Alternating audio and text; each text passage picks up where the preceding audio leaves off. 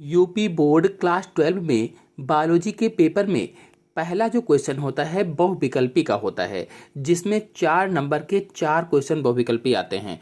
आज जो क्वेश्चन बताएंगे ये सभी क्वेश्चन बार बार पूछे जाते हैं, हर बार पूछे जाते हैं। तो पहला क्वेश्चन है, आनुवांशिक इकाई है। आनुवांशिक इकाई गुणसूत्र, जीन प्रारूप, फिनोटाइप, जीन। तो आंसर सही होगा इसमें लास्ट वाला, आनुवांशिक इकाई जीन होती है। जीन। और जीन कहाँ पर होते हैं? तो गुणसूत्रों पर पाए जाते हैं। गुणसूत्रों पर डीएनए होता है, डीएनए पर जीन पाया जाता है और ये जेनेटिक या आनुवांशिक इकाई होती है। फिर अगला है, पेंसिलिन की खोज किसने की थी? पेंसिलिन की खोज किसने की थी? तो अलेक्जेंडर फ्लेमिंग ने पेंसिलिन की खोज की थी। आपको बता दें ये मोस्ट इंपॉर्टेंट क्वेश्चन है, इसी में से फंस सकते हैं क्वेश्चन। फिर अगला है, पहला आनुवांशिक रूपांतरित खाद्य पदार्थ था। आनुवांशिक रूपांतरित खाद्य पदार्थ कौन सा था पहला? तो टमाटर था। टमाटर याद रखेंगे, इसको दूसरी तरह से पूछते हैं। फिर अगला है, वंशागति का क्रोमोसोमवाद किसने दिया था? क्रोमोसोमवाद किसने दिया? तो सटन व बॉवेरी ने क्रोमोसोमवाद दिया था। ये ऐसे क्वेश्चन मैं बता रहा हूं जो कई बार पूछे गए हैं, बार बार पूछे जाते हैं, तो मोस्ट इंपॉर्टेंट है, ध्यान देकर के पूरा वीडियो देखिए। अगला है, पुनरावृत्ति सिद्धांत को किसने प्रतिपादित किया था? या पुनरावृत्ति सिद्धांत को प्रतिपादित करने वाले वैज्ञानिक हैं?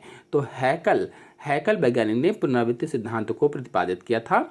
अगला है, आनुवांशिक अभियांत्रिकी से प्राप्त टमाटर है। जो आनुवांशिक अभियांत्रिकी है, जेनेटिक इंजीनियरिंग है, उससे प्राप्त टमाटर है।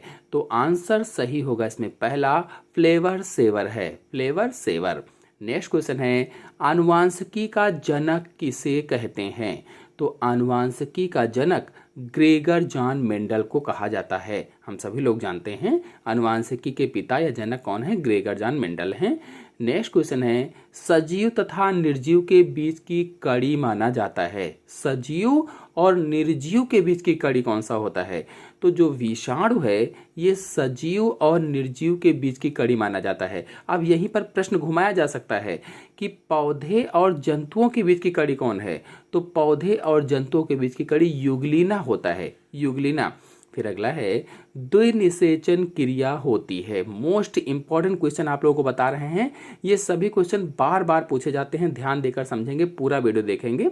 तो द्विनिषेचन की क्रिया किसमें होगी? आवृतबीजी पौधों में होती है या एंजियोस्पर्मिक प्लांट में डबल फर्टिलाइजेशन या द्विनिषेचन की क्रिया होती है।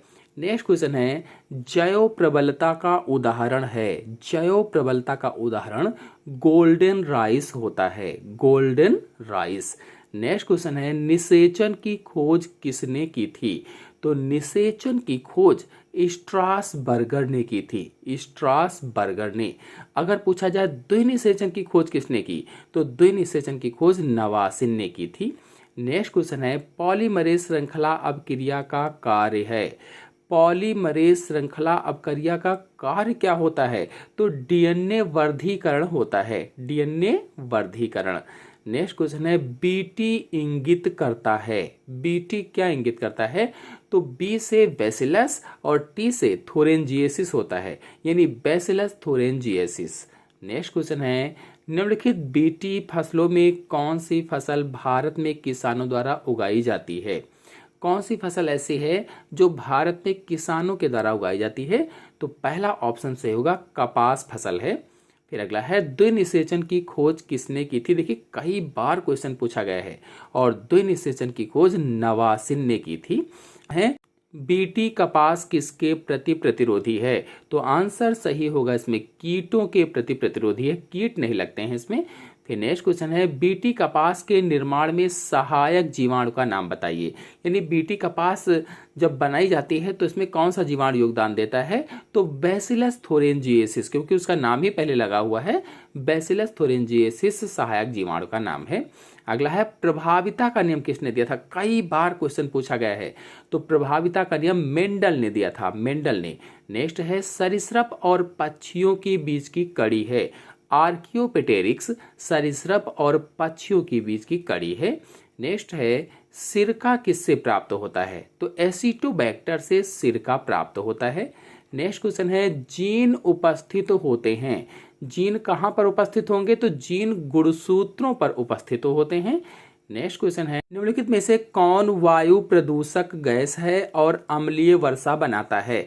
तो सल्फर डाइऑक्साइड वायु प्रदूषक गैस है और अम्लीय वर्षा भी बनाता है। नेक्स्ट क्वेश्चन है बिना निषेचन के भ्रूण विकसित होने को कहते हैं। निषेचन ना हो, भ्रूण विकसित हो जाए तो उसे असंग जनन कहा जाता है। असंग जनन। नेक्स्ट क्वेश्चन है बिना निषेचन फल के विकास को कहते हैं। तो अगर बिना निषेचन के फल का विकास हो रहा है तो उसे अनिषेक फलन कहते हैं। अनिषेक फलन। आपको यहीं पर बता दें कि अगर अनिषेचित अंड से भ्रूण बन रहा है तो उसे अनिषेक जनन कहा जाता है या पार्थिनोजेनेसिस कहा जाता है। मतलब बिना निषेचन के ही अंडे से भ्रूण बनने की क्रिया ही अनिषेक जनन कहलाती है।